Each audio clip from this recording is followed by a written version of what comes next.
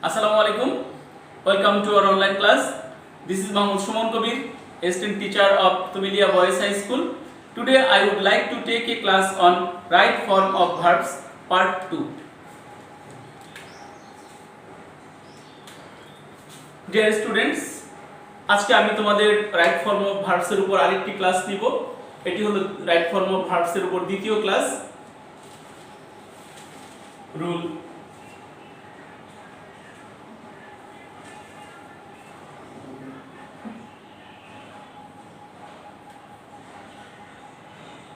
অতীত নির্দেশক শব্দ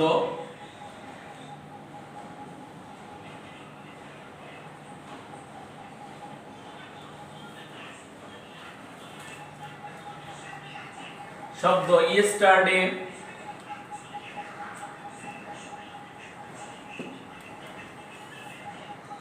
ago, long since,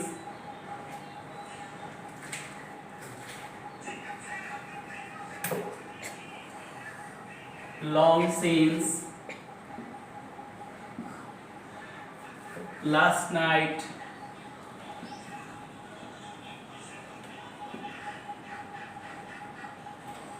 ইত্যাদি উল্লেখ থাকলে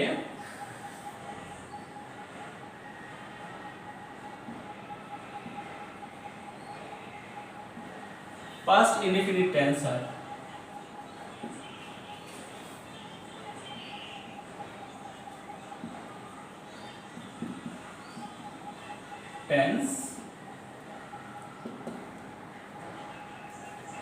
Dear students, আর উল্টে আমি আবার বলছি, কোন সেন্টেন্সে যদি অতীত নির্দেশক শব্দ অর্থাৎ yesterday, ago, long since, last night ইত্যাদি উল্লেখ থাকে তাহলে সেন্টেন্সটি পাস্ট ইনডিফিনিট আকারে প্রকাশ করতে হয়।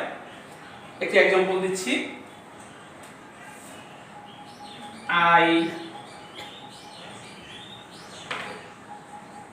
he give me a pen yesterday. Dear students, एग्जांपलটি ভালোভাবে খেয়াল করো। he give me a pen yesterday। তো আমরা এই বাক্যটিতে দেখতে পাচ্ছি এখানে yesterday রয়েছে। তো আমরা জানি যে yesterday দ্বারা অতীত নির্দেশক প্রকাশ করে অর্থাৎ অতীত ঘটনা প্রকাশ করে, তাহলে এখানে ভার্ব হলো give, আমরা এই give এর past form লিখব অর্থাৎ he gave me a pen yesterday. Dear students, আমি আশা করি এই নিয়মটি বুঝতে পেরেছো। আমি আরেকটি নিয়মে চলে যাচ্ছি।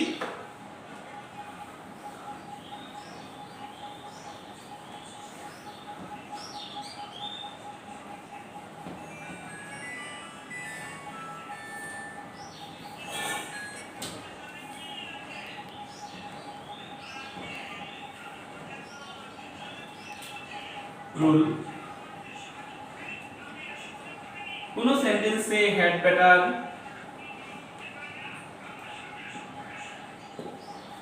had rather,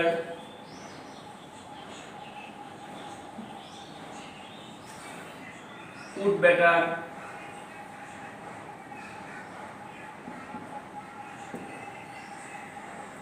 would rather,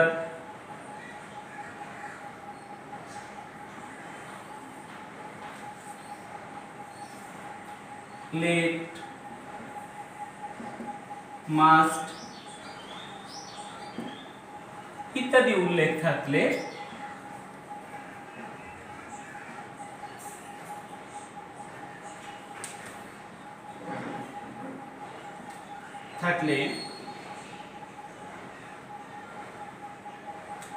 ভার্বের প্রেজেন্ট ফর্ম বসে, ভার্বের প্রেজেন্ট ফর্ম বসে। ডিয়ার স্টুডেন্টস, রুলটি আমি তোমাদের সামনে আবার উপস্থাপন করছি। কোনো অ্যাসার্ট সেন্টেন্সে had better, had rather, would better, would rather, let, must ইত্যাদি উল্লেখ থাকলে ভার্বের প্রেজেন্ট ফর্ম বসে এবং ব্র্যাকেটের মধ্যে যদি টু থাকে সেই টুটা উঠে যায়। আমি একটি एग्जांपलের মাধ্যমে তোমাদের বুঝিয়ে দিচ্ছি। You had better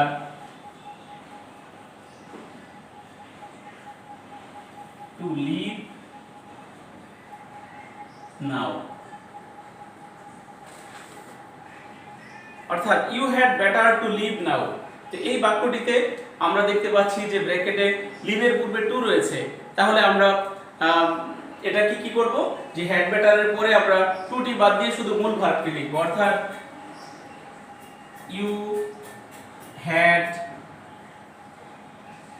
better leave নাও।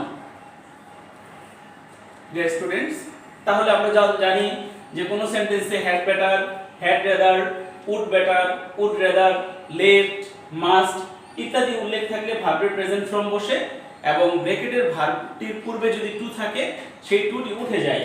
অর্থাৎ you had better to leave now. এই বাক্যটিকে যদি আমরা রাইট ফর্মের ভার্বের সঠিক ব্যবহার করি তাহলে দাঁড়ায় ইউ হ্যাড বেটার লিভ নাও। আমি আরেকটি নিয়মে চলে যাচ্ছি।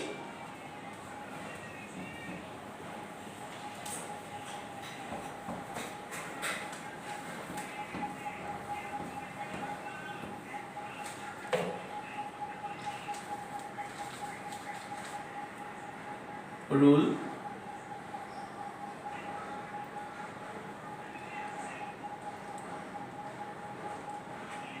am is are was were ইত্যাদি টু বি ভার্ব এর পরে ইত্যাদি টু বি ভার্ব এর পরে পেসিভ ভয়েসের ক্ষেত্রে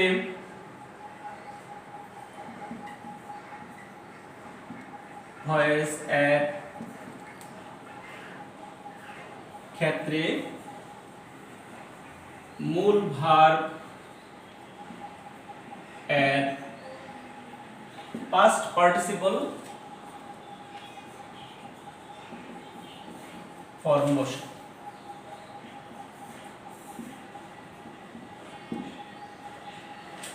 ডিয়ার স্টুডেন্টস, তাহলে কোন সেন্টেন্সে am is are was were ইত্যাদি টু বি ভার্ব এর পরে প্যাসিভ ভয়েসের ক্ষেত্রে মূল ভার্বের পাস্ট পার্টিসিপল ফর্ম বসে। তাহলে একটি উদাহরণ দিচ্ছি যে you R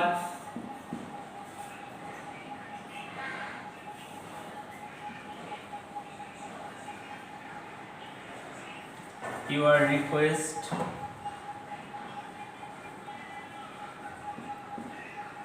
to do the work।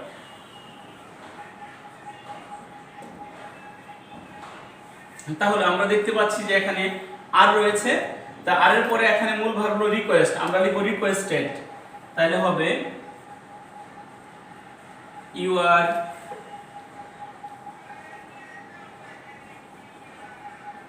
requested to do the work।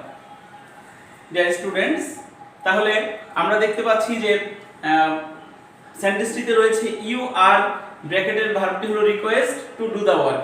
তো আমরা জানি যে am is are was were এর পরে যদি মূল ভার্ব থাকে সেই মূল ভার্বের পাস্ট পার্টিসিপল ফর্ম হয়।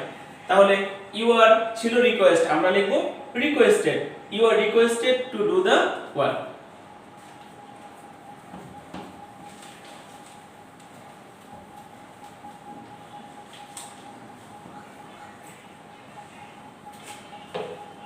আরেকটি নিয়ম, কোন সেন্টেন্সের সাবজেক্টের পর have, has, had, get, got ইত্যাদি থাকলে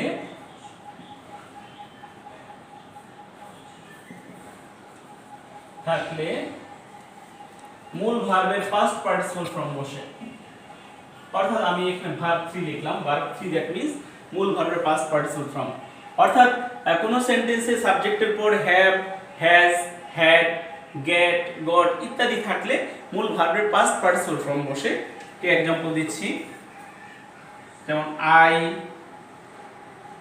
গট দ্য ওয়ার্ক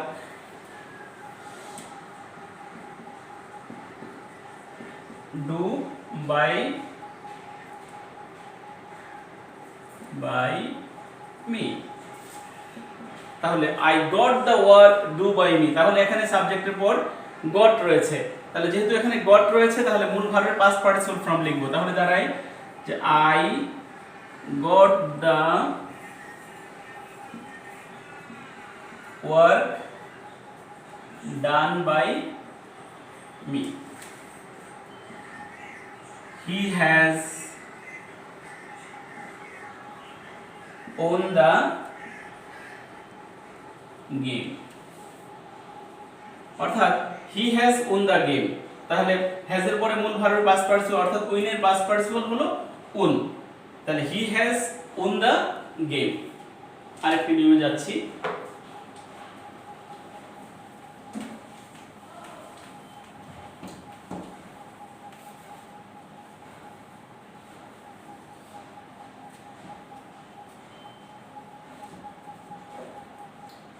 আরেকটি নিয়ম,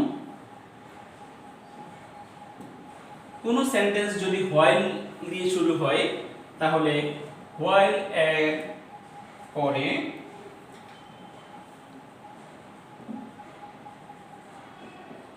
মূল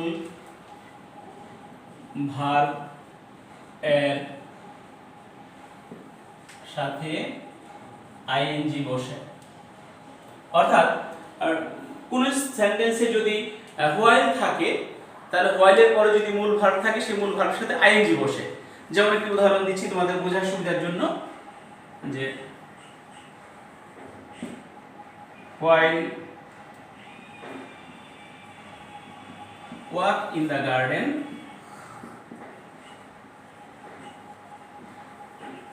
কমা a snake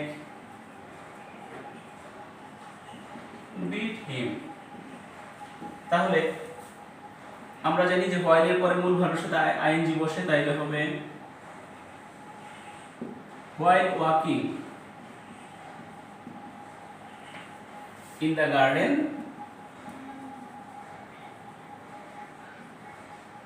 comma a snake bit him. এক্সাম্পলটি তোমাদের সামনে আমি আবার উপস্থাপন করছি তোমাদের বোঝার সুবিধার জন্য, অনেক সহজ। অর্থাৎ কোন সেন্টেন্সে যদি হোয়াইল থাকে অর্থাৎ হোয়াইল দ্বারা শুরু হয় তাহলে আমরা হোয়াইলের পরে যে ভার্বটি থাকবে সেই ভার্বের সাথে আইএনজি যোগ করব।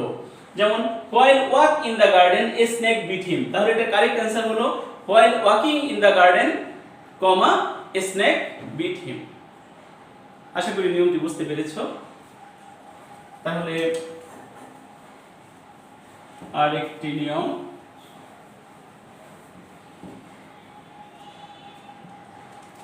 একই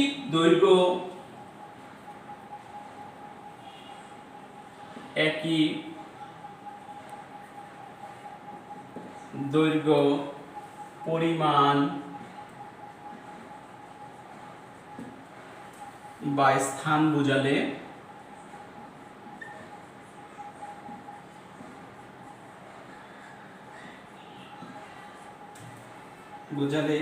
সাবজেক্ট দেখতে প্লুরাল হলেও সাবজেক্ট দেখতে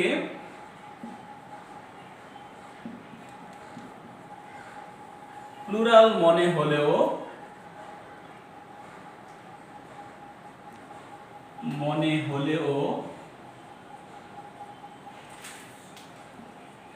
ভার্ব সিঙ্গুলার হয়।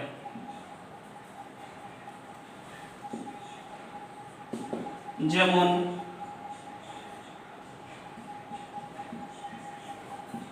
50 miles ব্র্যাকেটে be a long way. Dear students, নিয়মটি ভালোভাবে খেয়াল করো। অর্থাৎ একই দৈর্ঘ্য পরিমাণ বা স্থান বোঝালে সাবজেক্ট দেখতে প্লুরাল মনে হলো ভার্ব সিঙ্গুলার হয়, যেমন 50 মাইলস, এই 50 মাইলসটা দেখতে প্লুরাল, তারপরে এখানে কি আমরা কি ভার্বটা সিঙ্গুলার হিসেবে ইউজ করব, যেমন 50 মাইলস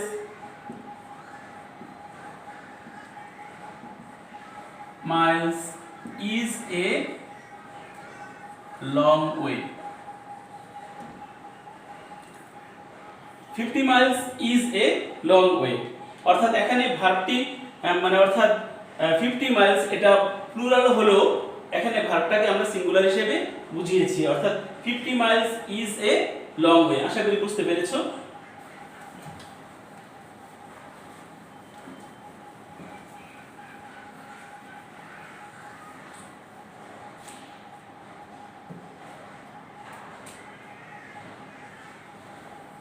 কোন সেন্টেন্সের শুরুতে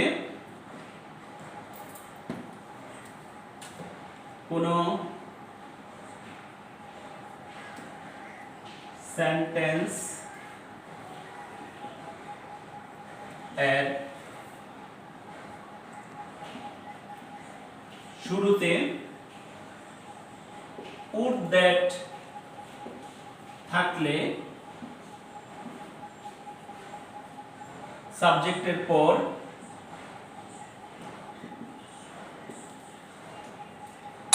এর পরে কুড বসে, যেমন would that I meet him, তাহলে দাঁড়ায় would that I could meet him। Deer students, তাহলে আমরা জানি যে would that এর পরে সাবজেক্টের পরে একটি could বসে, যেমন would that I could meet him। Dear students, আমি রাইট ফর্ম অফ ভার্বস এর তোমাদের যে নিয়মগুলো বুঝালাম, আমি আশা করি যে তোমরা এই নিয়মগুলো বুঝতে পেরেছো। তাহলে আগের ক্লাসের রাইট ফর্ম অফ ভার্বস এর নিয়মগুলো এবং আজকের ক্লাসের রাইট ফর্ম অফ ভার্বস এর নিয়মগুলো যদি তোমরা ভালোভাবে আত্মস্থ করো, তাহলে সহজেই রাইট ফর্ম অফ ভার্বস এর উপর কাঙ্ক্ষিত নম্বর পেতে সক্ষম হবে। সবাইকে অসংখ্য ধন্যবাদ।